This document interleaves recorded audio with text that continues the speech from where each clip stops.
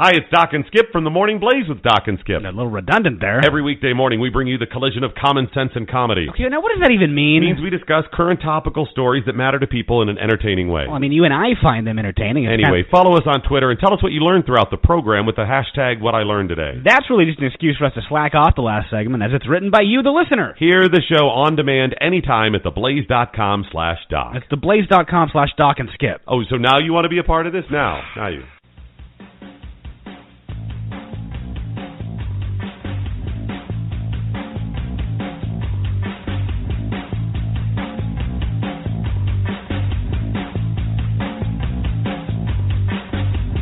And now, it's time to Stand for Truth with the host of Stand for Truth Radio, Susan Knowles.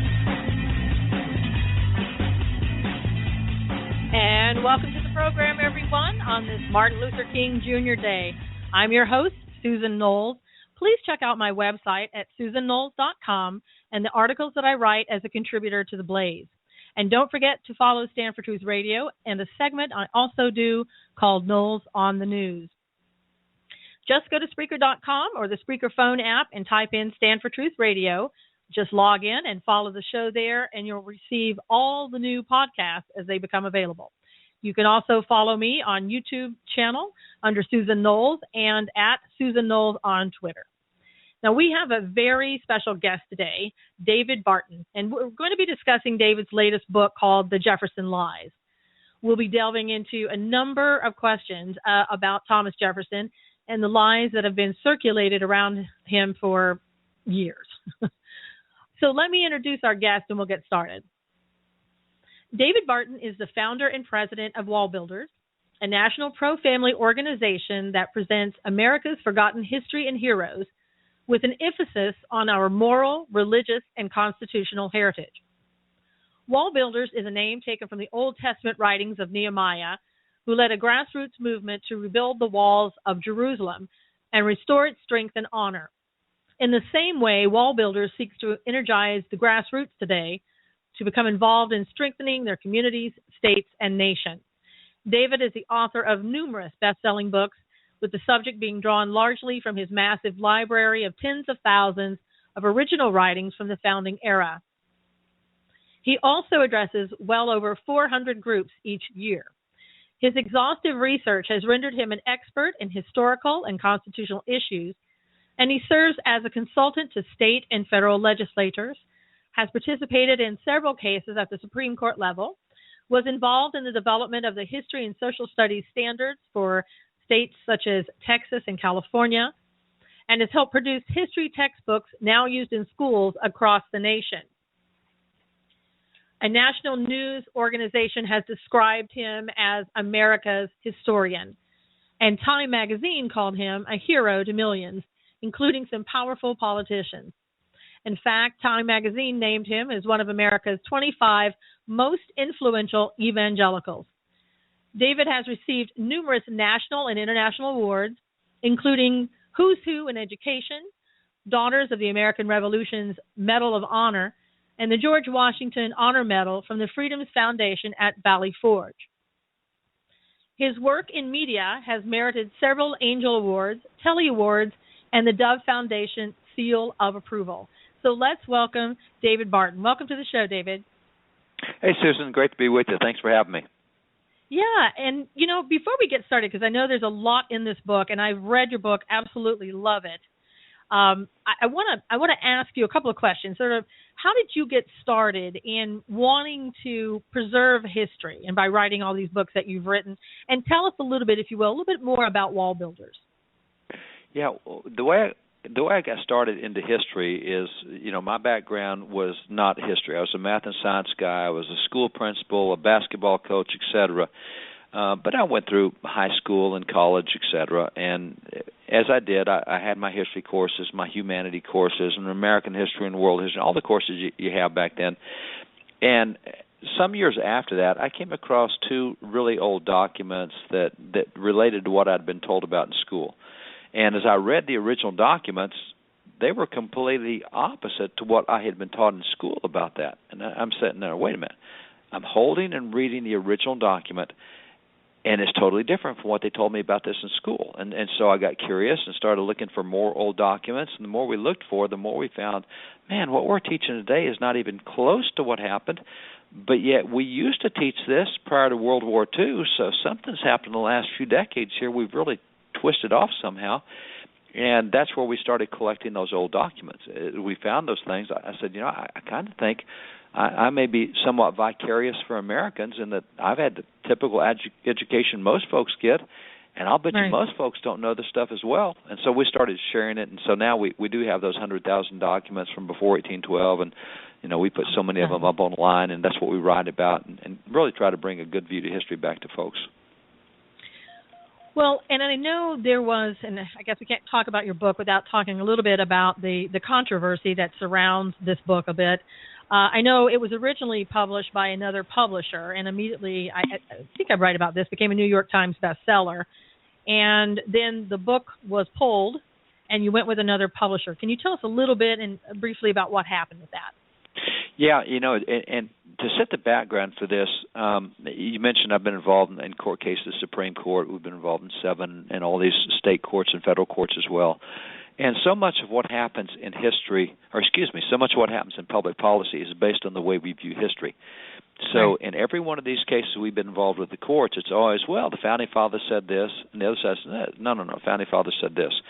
And when it comes to things like religious expression, Jefferson is the go-to guy. Since 1940, now in 1947, the Supreme Court changed the way it used Thomas Jefferson. Prior to that, when they cited Jefferson, they would quote full letters and lengthy segments. But it started in 1947. The court only used 8 words from Jefferson's famous separation of church and state letter.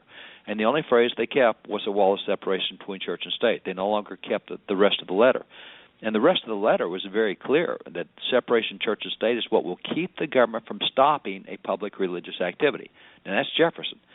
But here we are using his letter now 200 years later, and we only use 8 words out of his letter, and we use it to say, hey, kid, you can't say God at graduation.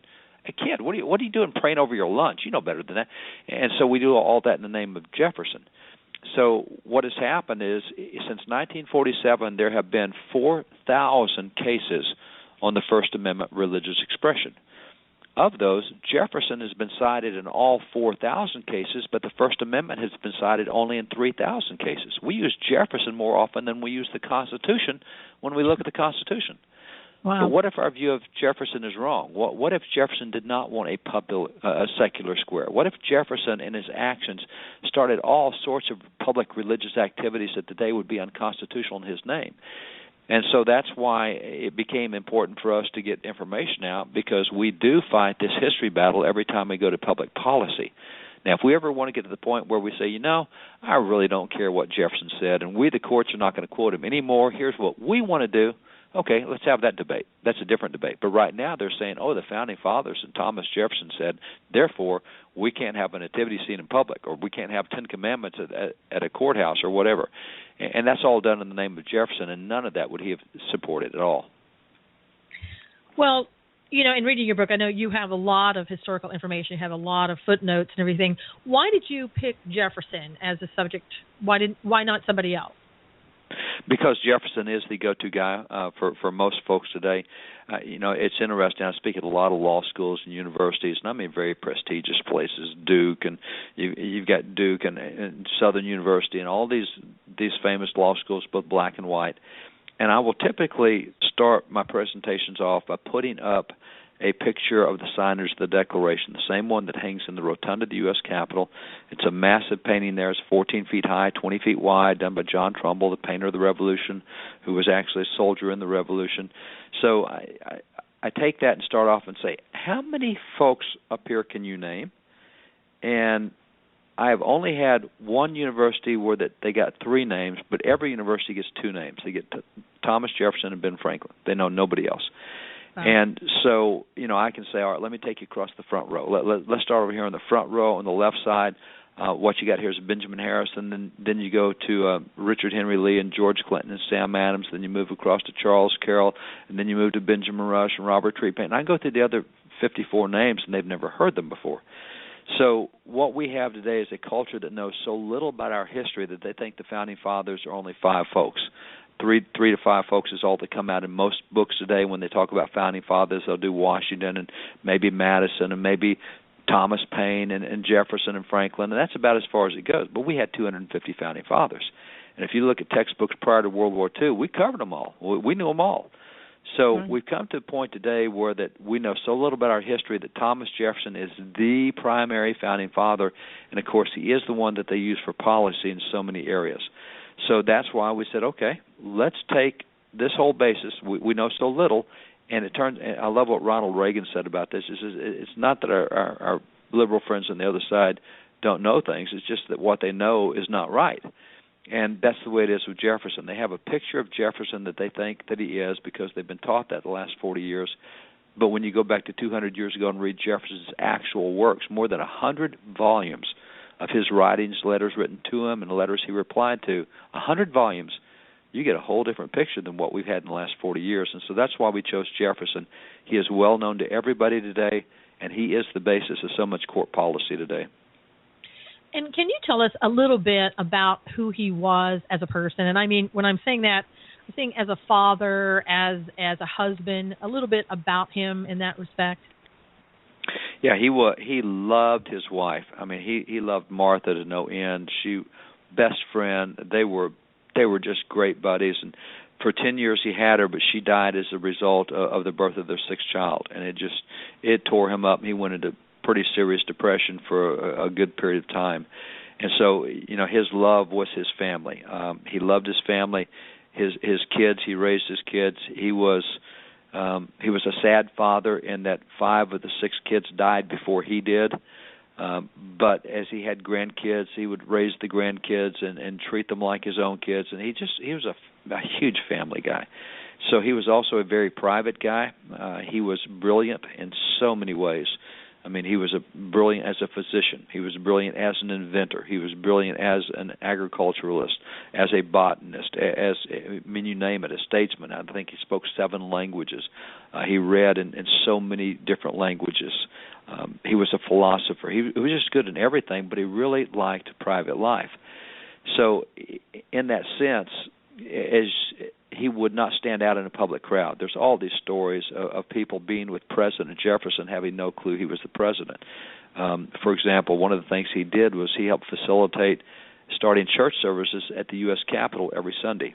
He did that when he was vice president, and then for his time as vice president and 8 years as president, he attended those church services at the Capitol. But he, as president of the United States, would simply get on his horse at the White House and ride over to the church services at the Capitol on Sunday. And he did that whether it was raining or sleeting, or even his political opponents, the Federalists, talked about how Jefferson he was faithful to church and weather didn't keep him away. Well, he was just that kind of guy. But when Madison came in, Madison also went to the church at the Capitol, but he would get in a carriage with 4 white horses, and everybody knew when he showed up. But Jefferson was just one of the folks. I mean, he showed up, and so there's all these stories of when he would ride back home that, he would be riding down the road and somebody would ask to hitch a ride with him, just hop up on the horse behind him, can you get me across this creek or whatever, and they had no idea it was the President of the United States they were hopping up behind. He was just a regular guy in that sense. So he was I guess that's the way to say it. He's a very regular person. He is a hero now, but at the time he was just a normal guy. Now, in the Jefferson Lies, you also talk about some of the honors that were bestowed upon him throughout his life. Can you talk a little bit about those honors and what they meant? Yeah, he got all sorts of names of from people. I mean, they would call him the Sage of Monticello, and he was the father of American democracy. And I mean, he gets all these titles put on him. And across the world, he was recognized. He got letters from people across the world seeking his help on things. And by the way, really funny story. He was so committed. It's unbelievable how committed to truth he was. And on one occasion when he was serving overseas in France, there was a French naturalist there who had written a book about America and about the animals in America, and particularly about the American moose, and he described them all wrong. And Jefferson said, "I live over there. You're wrong." He says, "No, I'm the expert. I'm right." So Jefferson actually wrote back to one of his friends, John Sullivan, and John Sullivan was a general in the American Revolution, but he was the governor of New Hampshire, and he said, would you go shoot me a moose? and then skin it and clean it and clean all the meat off the bones, and then ship me the skeleton. I need the skeleton over here. So he did that. Sullivan didn't have a clue what was going on, but he shot him a moose and cleaned it and sent it to Jefferson overseas in France. Jefferson took that skeleton, the moose, moved it in, and called the naturalist back and said, "Here is where you're wrong. I told you it was." And the guy said, "I should have consulted you before I wrote the book." And so Jefferson was committed to truth in so many ways. And, he was known across the world for his great knowledge. And so literally you had kings and statesmen from other nations writing him across his life, seeking help. As you get into Central America and South America, they were having revolution against Spain and trying to get independence. And so Simon Bolivar was the hero, and he was called the Thomas Jefferson of Central and South America. I mean, everybody knew Jefferson. If you want freedom and liberty and independence, you go to Jefferson.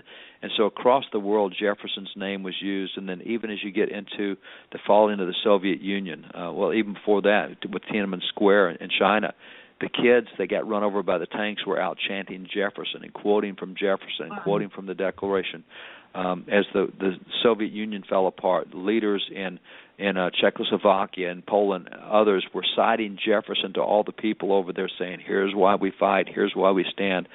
So, Jefferson was just a world hero, and it's unfortunate that people outside of America know more about Jefferson than most people in America do today.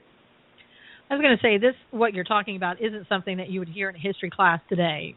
People, they just don't talk about him in that way. You don't get a well-rounded view of what the man was like. You get a sort of a one-sided and a lot of times a more negative view of who he was. So I'm glad that you're able to tell us these things so that we can get a better picture than we would get normally. And I know in your book, The Jefferson Lies, this is something that I don't believe that you brought up, but I want to ask you this because I know a number of people have talked about our forefathers and how some of them were Freemasons. And was Jefferson a Freemason? Why or why not? He was not. He was, matter of fact, very few of the Founding Fathers were. One of the common things that said, I actually have a book on this, the question of Founding Fathers and Freemasonry. And to give you a little bit of the history, Freemasonry, there's several kinds, but what's called speculative Masonry is what is known today. The actual Freemasons are the guys who laid the stones in the cathedrals and in the forts and the other things in Great Britain. But as that craft was coming to an end, it was expensive to build with stone across Europe. They started getting into wood. That's where Shakespeare's theater was built with wood rather than stone. The first grand structure really built with wood in Europe. And so Masons found themselves the literal Masons found themselves going out of business as a guild.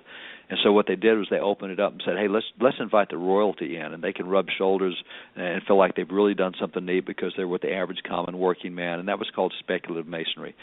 So a bunch of the royalty and nobles got into what was called Freemasonry, and they took all the symbols that were all the tools that were used by Masons, the trowel and the level and the hammer and the chisel and the mortar board, and they spiritualized them and gave them a spiritual name for things. And the level is the equality of all mankind, and the trestle board is the brotherhood of man, and so they were doing all this stuff. And in 1717 is the first meeting of speculative Masons at the Goose and Gridiron Tavern in London. Well, in 1734, it had come to America, and here's this thing with the British nobility saying, here's how we rub shoulders with the common man.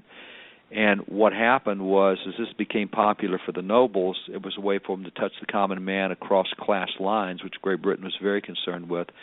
And so Masonry became a big deal in the war against France over in America, 1755 through 1763, because you had all these British officers like Edward Braddock, General Braddock came over, and the only way that a sergeant and a general were going to meet, or a private and general were going to meet, is if they were in a Masonic lodge together, because that's where everybody was equal.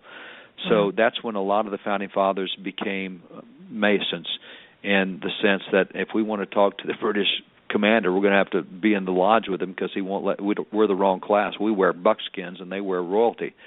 And so that's where a lot of the founders, that's where George Washington became a Mason.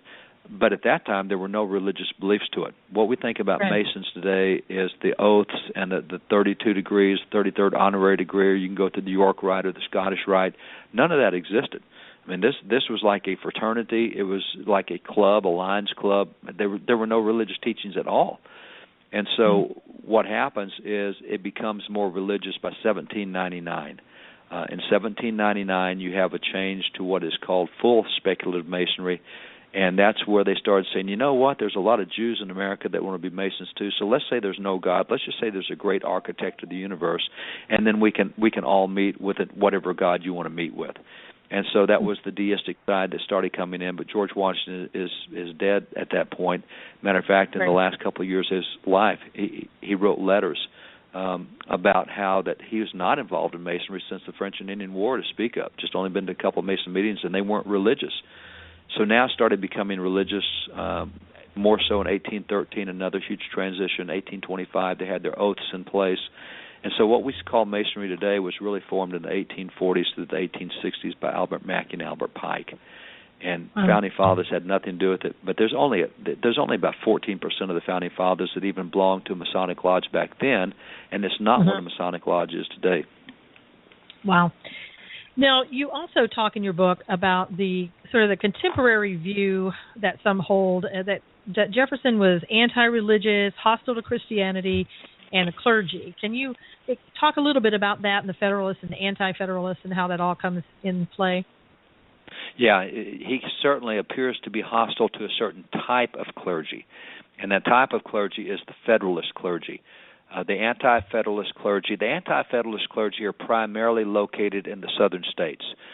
That's going to be down through Virginia, and it's going to be through North Carolina, et cetera. And the Federalist clergy are located in the New England states, Massachusetts, and New Hampshire, and Connecticut, et cetera.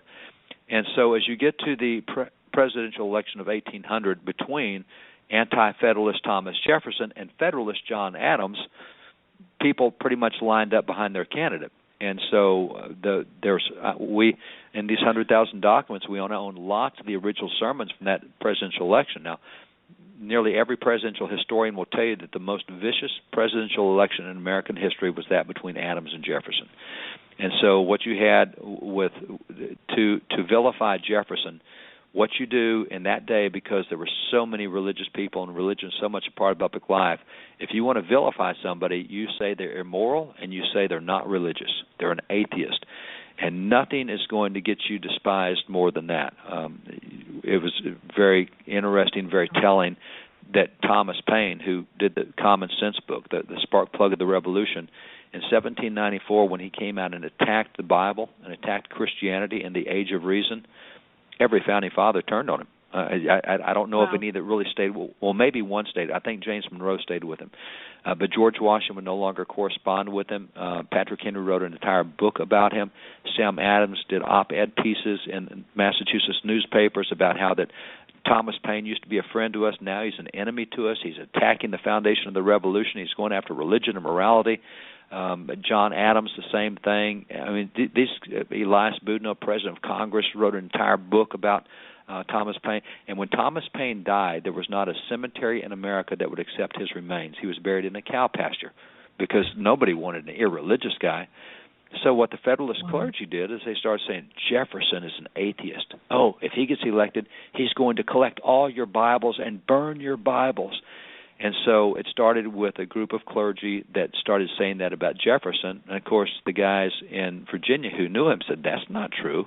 We worked with Jefferson's clergy for years. He helped us disestablish the Anglican Church and put all Christian denominations on equal footing.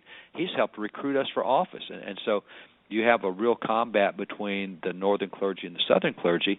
And so what writers today do is they take all these sermons by northern clergy, Federalist clergy, and they say, oh, Jefferson is not very religious. Look what these preachers said in New England. And then Jefferson, of course, did not like what they said, and he said, that's lies. He said, those preachers are liars, and they should know they have to stand before God. How could?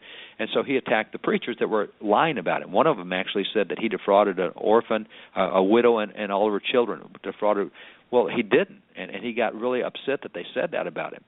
So what they do is they take Jefferson firing back at those liar clergy, and they ignore all the clergy who supported Jefferson with him, and then they take the claims made by the New England clergy, and they take that as though it's fact. And so you get half the story, and it's not the right half.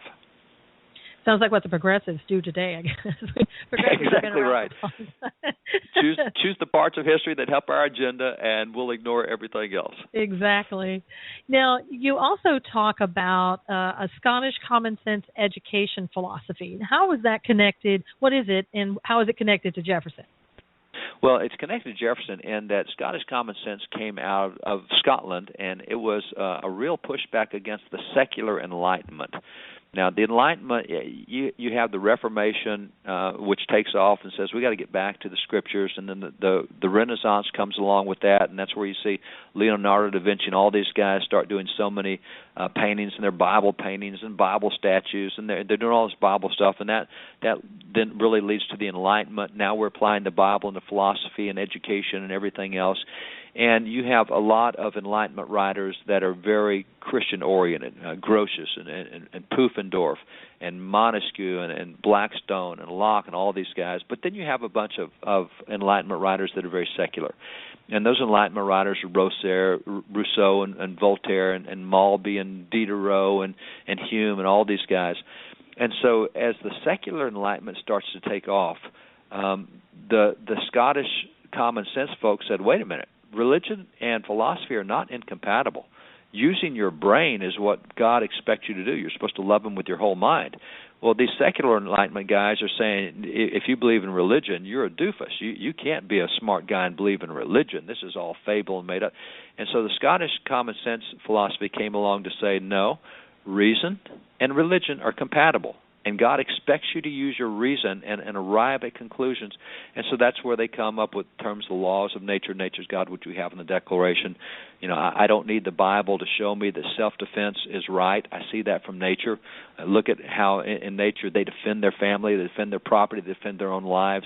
I don't need the Bible to tell me that private property is right, because in nature they stake out their property and they will defend that. So this is using reason. Say, look what God has put in His creation. Therefore, we have the laws of nature, but we also have the laws of nature's God. The Bible shows us the same thing. So that's Scottish common sense. And it was led by a number of intellectual ministers in Scotland. That's how Jefferson was raised in America. It was primarily a Scottish clergyman who did the teaching in America. John Witherspoon's a great example, signer of the Declaration, president of Princeton. It was Small, who was Jefferson's professor, who was another one of these Scottish common sense guys, Scottish clergymen. So that's how Jefferson is raised. Is reason and the Bible are compatible. These two things go together. And so that's what is missed today when people write about this. Oh, the Enlightenment is what shaped Jefferson. Well, they point to Rousseau and Voltaire and Malby, and that's not true. It was the other guys. It was the theistic Enlightenment, not the atheistic Enlightenment. And so that's where it is significant for Jefferson, because Jefferson then in his writings talks about how that he says nature itself shows that you cannot be an atheist. You cannot believe that the creation came into being as an accident. He talks about evolution and how illogical that is from a scientific standpoint. And he says to be an atheist, to not believe in creation, he said the odds are 1,000,000 to 1 against it. You have to believe in creation. So he used science and Bible as compatible, and that's what he used in his educational formats as he started pushing education in the United States. Well, and I know you came and spoke at a church, my church in San Diego one time, and you talked about how, the Bible was used in schools. And a lot of things that is never talked about in our history, that we actually did have the Bible as part of the school curriculum. Isn't that true? We did. And actually, Jefferson is also responsible for that. The very first public school law passed in America, 1647, and it was called the Old Deluder Satan Act. And it said it's Satan's chief project to keep us out of the Scriptures. That's how he got Europe in bondage. He told them they couldn't read the Bible, and then they had the Bible, and it wasn't in their own language, and Reformation solved that, and now we've got education again. We're not illiterate, and Satan wants to keep us illiterate from knowing the Bible, so that's why we're having public schools here in Massachusetts. That's the first law. And so that's where you start reading, is in the Bible, and that became the primary reading book. Well, when Jefferson becomes president of the United States, he's very much a 10th Amendment guy. There's 15 powers that the Constitution gives to the federal government. Everything else belongs to the states. Education belongs to the states, not the feds.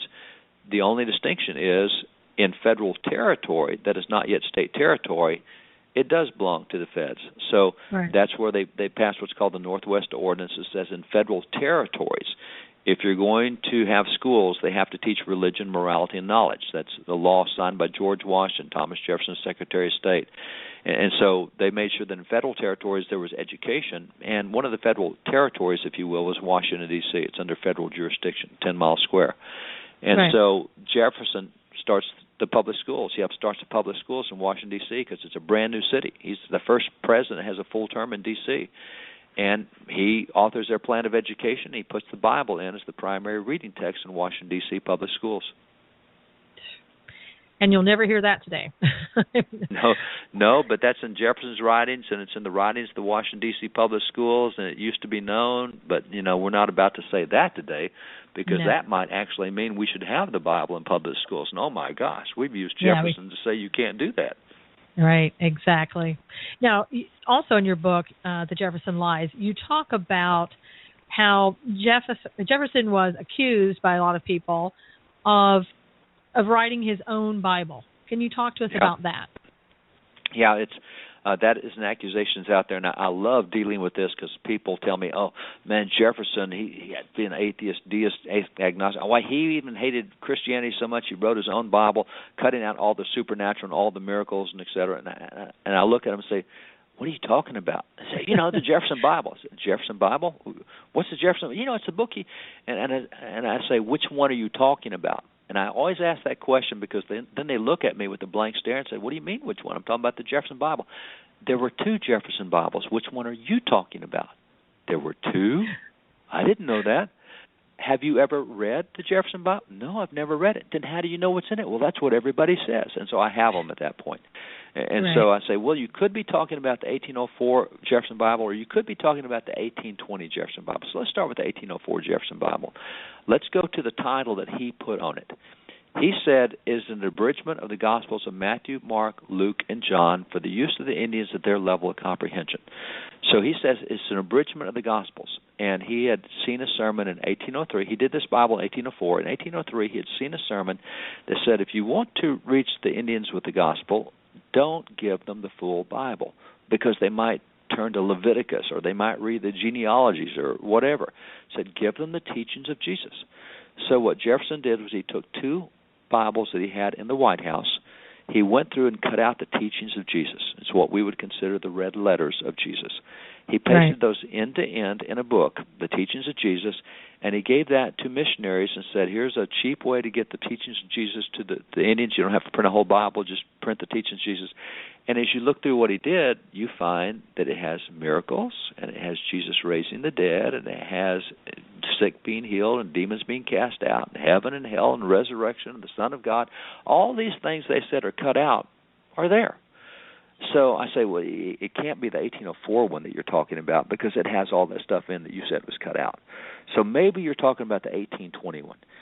And with 1821, you have to go to what Jefferson himself said. He called it the life and morals of Jesus of Nazareth.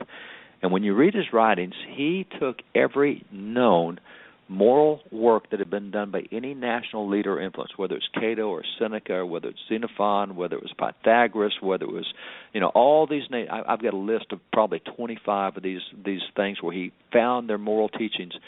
And he went through them all, and he said very clearly, he said, the moral teachings of Jesus beat every one of these. No one comes close to the moral teachings of Jesus. And his deal was that if you want a self-governing nation, you have to have self-governing people. And you can't have self-governing people if you don't study the Bible and apply its teachings. So what he did was he went through and found 81 moral teachings of Jesus. He cut out the moral teachings of Jesus and pasted them end to end in this book, which he called the life and morals of Jesus. And so it's turn the other cheek, it's forgive your enemies, it's the Good Samaritan, it's the Golden Rule, it's love God with all your heart, soul, mind. These are the moral teachings of Jesus. Now, nobody knew that book existed until years later. It went into the hands of Jefferson's grandson and to the family.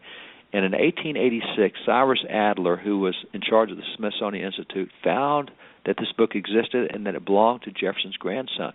And he said, can we buy this for the Smithsonian? And so they ended up selling it. And so in 1902, Congressman John Lacey from Iowa gets this book and says, would you look at this? These are all the moral teachings of Jesus. Yeah.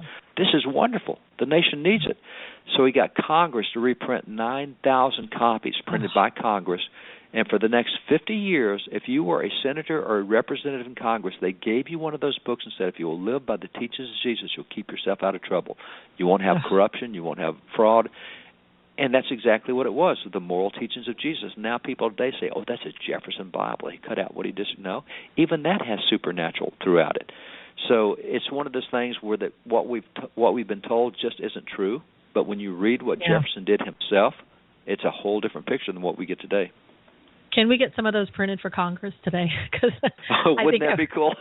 Oh my God! You know, I have about 6 of those that were printed by Congress that belong to various congressmen, and it would be such a cool book. But it actually is out there. It's available on the market. You can buy a copy of it on the market. It's not the congressional edition, but it's still available in the public market today. And the 1804 edition has been reprinted by Professor Judd Patton at Bellevue University, and I think Nebraska it is. And so both the 1804 reprint are out, and the 1820 reprints are both available online. People can get those. And what did some people say when they saw the word Indians? They said that's just a code word for something else. Yeah, some of the guys that are our critics, there were some professors who came after me because, you know, when I start messing with Jefferson, I'm messing with their sacred cow. I mean, this is their idol. If they lose Jefferson, they lose the secular war. I mean, if Jefferson's found out that he really was not a secularist, then they got trouble. So they came out and said, oh, no, Jefferson was really doing this as code word for Federalists because Federalists were his enemies and that was Indians. And so he did the teachings of Jesus for the Federalists. Well, what if he did? They're still the teachings of Jesus. You know? Still the same thing. It was like that was supposed to be some big attack on me to call me into question. Even if it was the Federalists, it's still the teachings of Jesus, so who cares? Oh, my gosh. I know. You know, again, that's the agenda. So you frame everything to fit your agenda. That's what people do. That's right. That's right. Now, some have argued that Jefferson really couldn't be a Christian because he was a slave owner. Can you talk about that type of thing? Well, I don't know what Christianity has to do with slave owning in that sense. Because that's like saying if you've had an abortion, you can't be a Christian. Well, I believe some Christians have had abortions, regret it, and so you can't, because that's not a standard in the Bible for what it takes to be a Christian. There's nothing in the Bible that says you can't be a Christian unless you don't have slaves. There's some people who have done some things that aren't right, but they're going to make heaven anyway, and as the Scripture says, they'll make it with the smell of smoke on their garments, but they'll make it. So I think those two things are different questions. You can't relate one to the other. But I will say that let me take the slavery issue. It is interesting to me that today the Democrats, and by the way, the Democrat website used to say that Thomas Jefferson was the founder of the Democrat Party. It won't say that today because in the last year they have started. They used to have what we call Jefferson-Jackson Day dinners. That's the annual fundraising dinner for Democrats. And now they said, oh, we can't have Jefferson's name on there. He's a racist, bigot slave owner. We got to get rid of him. And so they're throwing him out now. I think the Democrats ought to throw Jefferson out, but not for that reason. They ought to throw him out because in 15 public policy positions, he holds an entirely opposite position to them. He says the government must never go in debt. He says you cannot spend and raise taxes. He says you cannot. He said religion is not a religion. The Islam is not a religion of peace. You have to crush Islamic terrorists. I mean, Jefferson even talks about LGBT issues, and he's opposite to the Democrats. So I think they need to get rid of him, but not for the slavery issue. So everybody today gets him as this racist slave owner bigot. And I stop and say, no, perhaps you can tell me why it is that for the past 2 centuries, black civil rights leaders like Frederick Douglass, Martin Luther King Jr., Henry Highland Garnett, Francis Grimke, Benjamin Banneker, and I just go through these famous black civil rights leaders. Why did they all praise Jefferson as a huge civil rights pioneer, as a huge emancipation advocate? Why did they think Jefferson was good, and today we white guys say Jefferson's bad when black guys used to have him as their hero? And by the way, why did the chief abolitionist of all time, John Quincy Adams, and why did folks like Abraham Lincoln, why did white abolitionists praise Jefferson as one of the leading voices against slavery? And the answer is because Jefferson was a huge voice against slavery. He worked worldwide to end slavery. The problem he had was his own state would not allow him to free his own slaves. When he became a member of the Virginia legislature, one of the first laws he introduced was to end slavery in Virginia. Not only did he get shouted down on that, they'd like to beat him up over it, and how dare you bring that up. And so he kept introducing laws in Virginia to end slavery, could never get them passed. When he went to the National Congress, the Continental Congress, he introduced laws to end slavery in the nation. Now, he records that he lost that national vote by one vote. And in his diary, he says, would to God that he had changed one heart. By one vote, we did not end slavery in America. And so, but Jefferson's the guy who introduced the bill to end slavery in America. Jefferson's the guy who worked and recruited people to go into the federal territories so that when Illinois became a state, it would be an anti-slavery state. So that when Indiana became a state, it would be anti-slavery. So that when Ohio became a state, it would be anti. Jefferson put the abolitionists in those states to make sure they came into the Union without slaves. So you look at Jefferson's record, and it's really clear. This guy doesn't like slavery, and he works really hard to end, but he owns slaves. But as he said, the laws will not allow me to turn them loose. So he lived in a situation where he fought his tail off to end slavery, and again, worldwide. He helped in France. He sent all sorts of information to France to help them over there in their abolition fight to end slavery. He did that in England. So he worked worldwide, but today we know so little about history that we say, oh, he owned slaves. That makes him a racist, bigot slave owner. Not true. Right. Not true. And didn't you say in your book too that didn't he pay his slaves for some of the things that some of the work they did, like the vegetables and the fruits and things that they would grow and the meat and like that, and that was unheard of. It was unheard of. He paid his. He could not free his slaves, but he paid them for their work. And so, if they were farming or if they were fishing or hunting or grew crops or whatever, he would pay slaves for it. Now, that helps some of them to be able to try to buy their own freedom because he's not allowed to free them. But there were some really tough provisions that at times you could buy your own freedom. But then once you got freed, you had to leave your family behind and leave the state. And so there was all sorts of just really terrible laws at that point that he was having to deal with. But you're right. I mean, for other slave owners, and by the way, just to show you how ridiculous the slave laws were in Virginia back then, one of his neighbors, Robert Carter, was a very wealthy man. And Jefferson was wealthy, but he was in debt, about $2.5 million by our standards today. He's in debt. And the laws in Virginia said you can't free slaves if you're in debt, so he's in debt. Well, Robert Carter was not in debt. Robert Carter owned 500 slaves. He's wealthy. Wow. He is solvent. He is not in debt. And he freed all of his slaves. He emancipated every one of them. And 70 years later, they're still trying to free the slaves he emancipated. That's how bad the laws were in Virginia. Here's a guy who frees his own slaves. He doesn't have any debt. He meets state laws, but 70 years later, they're still fighting to free his slaves. That's how crazy it was. Well, and a lot of people do like to put things in the context of today rather than looking at what the realities of, at that time period was. And you talk about that a little bit in your book about the 6 isms. Can you just really quickly kind of talk about some of those? Yeah, modernism is one. And I'll just go back to, we talked about masonry a minute ago. Masonry, if you know much about it today, modernism says they've got oaths. They've got all these terrible oaths they have, and they have all these things. They said all roads lead to heaven, and they believe in the occult. And if you go through the Scottish Rite, the books, and by the way, I didn't say, but I have the original books on masonry in America, starting back with 1734, with the first one done by Ben Franklin, and moving forward. Wow. So when you look at it today, you say this is bad stuff in a lot of people, and that's why Masons have a falling population. And since 1960, their numbers have dropped to about half. But that doesn't mean that's what it was then. And the example I love to use is if you know anything about Christian denominations, you know that the United Methodists are a fairly socially liberal denomination. Where they are on gay marriage and where they are on abortion and other things is not where most Christian denominations are, but that's where they are. Well, if I look at that, I say, so Methodists are socially liberal. No, Methodists were founded by George Whitefield and John Wesley. Ooh, that must mean that John Wesley and George Whitefield were pro-gay marriage and pro-abortion because they were Methodists. And they found no, there's 99.9% of Methodist churches today would not allow the founders of Methodism into their pulpits. Whitefield and Wesley were totally different beliefs back then. But what people do is they look at the way it is now and assume it's been that way for 200 years, and they never allow for change. And so that's one of those isms. Another is called minimalism, where we teach as little as possible. If I were to show folks today a copy of the Declaration and hold it up and shake it and say, why did America separate from Great Britain? Nearly everybody would say taxation without representation. And I would say, you're right. That's issue number 17 out of the 27 issues. What are the other 26 issues they gave? Because taxation without representation wasn't even in the top half of what they listed. And it's only listed once. By the way, judicial activism was listed 4 times as often as taxation without representation. Have we ever heard that? No. No. How about judicial abuses? How about legislative? We don't hear that. So that's minimalism. We teach the absolute minimum.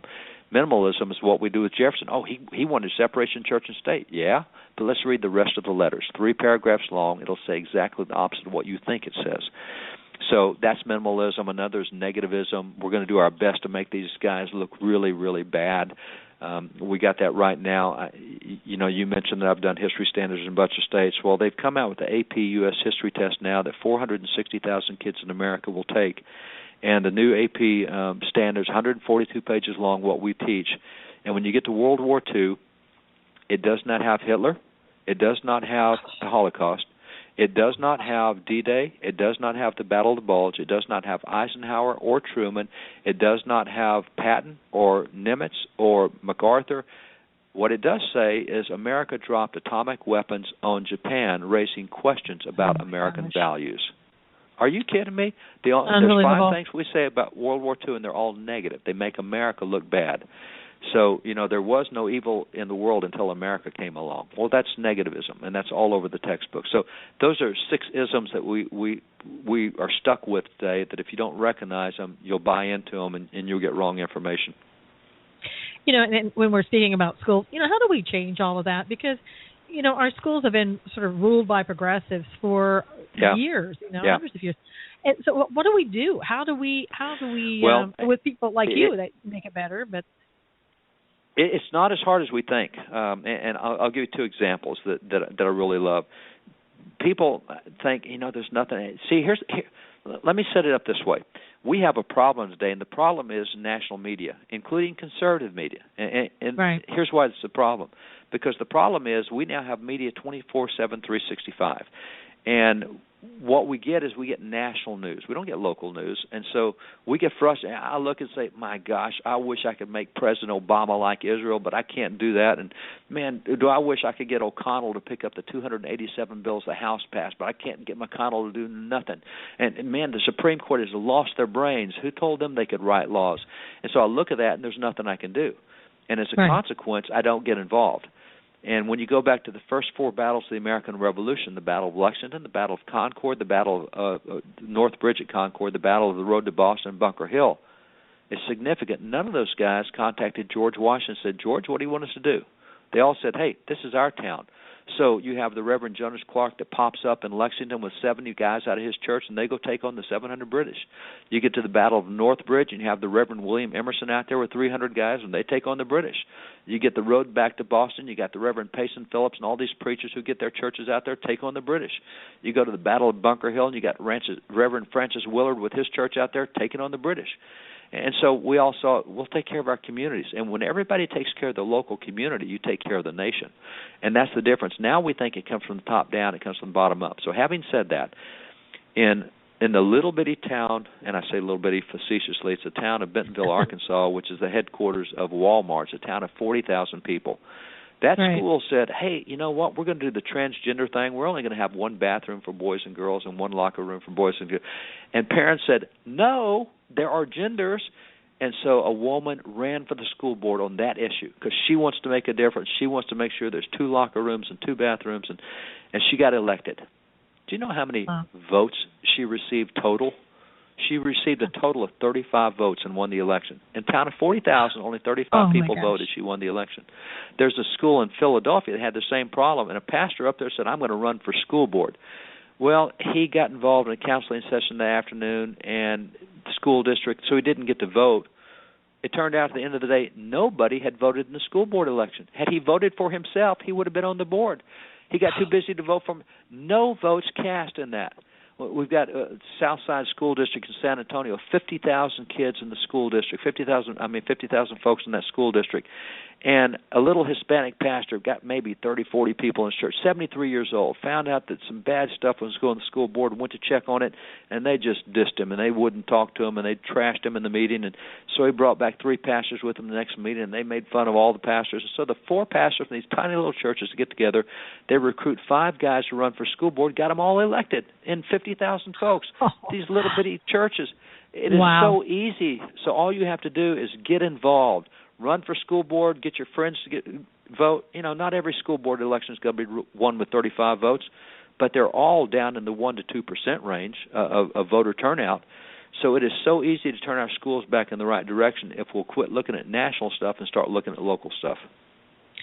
You know, and you're so right. And I think a lot of times in a place that is so liberal like California, we forget that, and we can still make a difference here. But That's we right. kind of look at it as an uphill battle, and we just don't even try sometimes. But well, let me throw at you California, Chino Hills.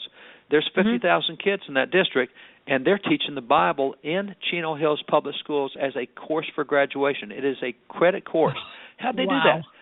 Because three or 4 guys out of one church ran for school board and got elected. And by the way, nobody knows. Wow. But there are 1,200 school districts in the United States right now teaching the Bible as a credit course for graduation, elective course. There's 200,000 kids going through those courses right now. They can be taught in every school. The courts have upheld them, but nobody knows about it. But Chino Hills, there's 50,000 kids in that district, and they're getting the Bible. And the Bible is the only textbook in that course, by the way, but it's an elective course. You know, that's how easy it is, even in California. You know, a church has done that. So it can definitely be done. That's really good news. I like that. Thank you. I'm glad I asked that question. I want to ask you, too, now, there's always been rumors, too, that Jefferson founded a secular university. It didn't have anything to do with religion. Can you talk a little bit about that in the time we have left? Yeah, in the time we got left, the practice of that day was every university was founded by a denomination to teach the ministers of that denomination. Jefferson worked his tail off to make sure that all denominations were on equal footing.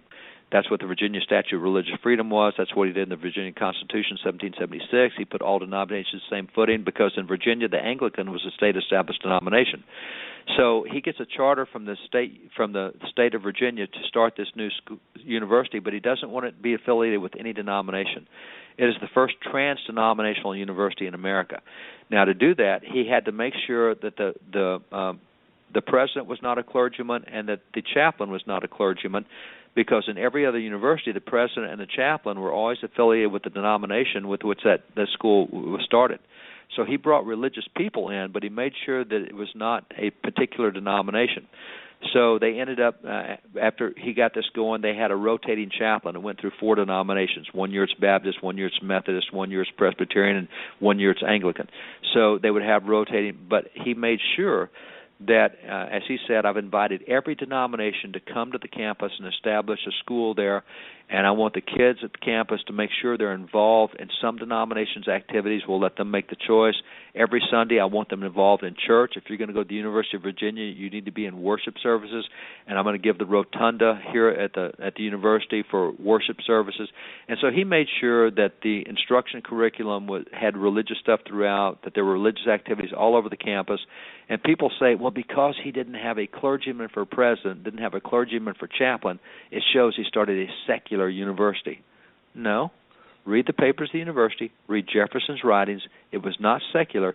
It was to make sure that all Christian denominations, and by the way, Jews too. He invited Jews to establish a seminary there as well and let the kids choose the religion of their choice. And that's where I want them to go. So it was not state-established, and that was Jefferson. He did not want state-established religion. I mean, once again, that's an example of when the opposite is true, meaning that it really was about religion, bringing all Christian and Jewish religions to the school, not one better than the other over the other, or this denomination better than one or the other, but it was about incorporating religion into the university, and yet the critics look at that and say, no, totally, religion was out, it was all secular. I mean, it more reason why we need to really look at things before we talk about it. Well, and one of the things that we do in the back of this book is we have nearly 1,000 footnotes. And we do that specifically because we want people to go check it out for themselves. And, just real quick, there's a great story. We had a guy from the ACLU who said, you guys are nuts. I'm going to show you wrong. And he went and tried to prove us wrong. And he said, he wrote us later and said, there was a whole lot more back there than you said there was. He ends up becoming a Christian. He is now a Court of Appeals judge who is a very conservative guy because he went back to the actual documents to check for himself and found out that, what I was taught, what the ACLU taught me, what law school taught me wasn't true. I looked at the originals, and it's quite different. Well, and it's so great that people like you do things like this. You preserve history, the truth of history, and not something where you take it and cut it out and you just get rid of it if you don't like it. And what you were talking about a while ago, what they're going to be teaching in the schools and on the test, they cut out the parts that make America look great, and they leave in the parts that make America look negative. Yeah, and we that's need right. we need to have you doing this and preserving this for everyone to come. And I invite everybody to go get your book, The Jefferson Lies, read that book, look at all the footnotes, do your own research. Teach your children the truth. Take this book and teach your children before they get into school or a college someplace that won't tell them the truth. Let them know the truth ahead of time so they can defend people like Jefferson and other people in history. I mean, do you agree? Absolutely. This will change your view of America as an adult, but your kids are going to get whacked with everything the opposite side of this, and they need to go in equipped and prepared. Don't send them into a ring to fight if they haven't been trained. And so it needs to be in the hands of every American because we need to be able to push back on this nonsense. The narrative now has been wrong for so long that we think the lie is actually the truth. And we got to go back to the originals and say, no, here's what the truth is. And by the way, that means we need different policies than what we've got right now. And so this is good for every single person, but especially to get into every kid's hands before they go to high school or college, either one. Yeah, absolutely. And I think people are afraid sometimes I can't really teach this. I don't understand this.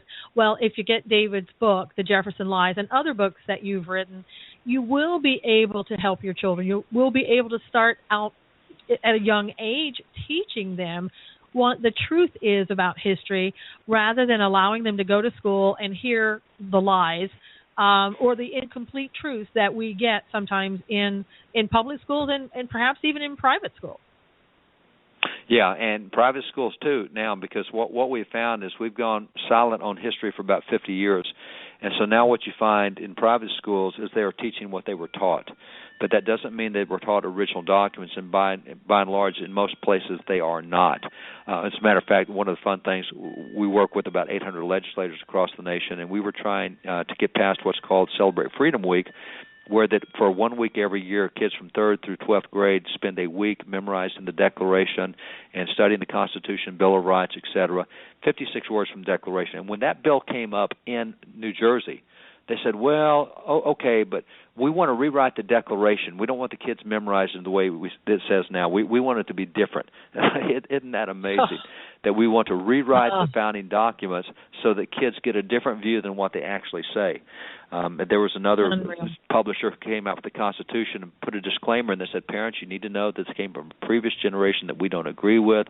You should read this historically, but understand that we don't agree with these values. And this is the U.S. Constitution the textbook's talking about.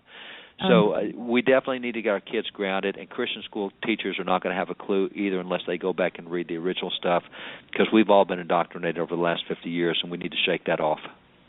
Absolutely. And David Barton, thank you so much for coming today, to being on the program. It's really, I think, going to bring a lot of enlightenment to a lot of people in this one subject. It's The Jefferson Lies. I hope everybody goes out there and gets that book. And where can we find you? What's your website? Easy way to get it is Amazon.com. To go to Amazon, It's there. It's been sold out for several days, but they get new shipments in every day, so it perpetually says out of stock, but go ahead and order it, and they send it to you the next day generally. So Amazon.com, and if you want to, Wallbuilders.com is where we got all these other books as well, and it's where we post a whole lot of the original documents. Yeah, I love your books. I mean, they're really great, and I think everybody should go out and buy as many as they can possibly afford so that you can give them to other people so they can actually learn what the real history is.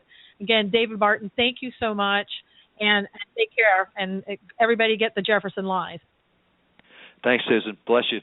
Appreciate it. Bless you. God bless you. Bye-bye. Wow, again, another hour that just zips by when you're learning information that you're not going to learn in school and you're not going to hear. And it was amazing while he was talking how so much of that sounded like the progressives that we hear today. Nothing has changed. Progressives still do the same things. They may not have been called progressives back then, but it's the same thing. And unless you and I go out and teach people what we know and teach them the truth about, taking information like this, the Jefferson Lies to me is a resource book. It really is a resource book. Teach people the truth. Don't allow them to change history, because they will if you allow them to change history. You owe it to your kids not to allow them to do that, and you owe it to yourself. Until next time, God bless you. Take care, and we'll see you again next week.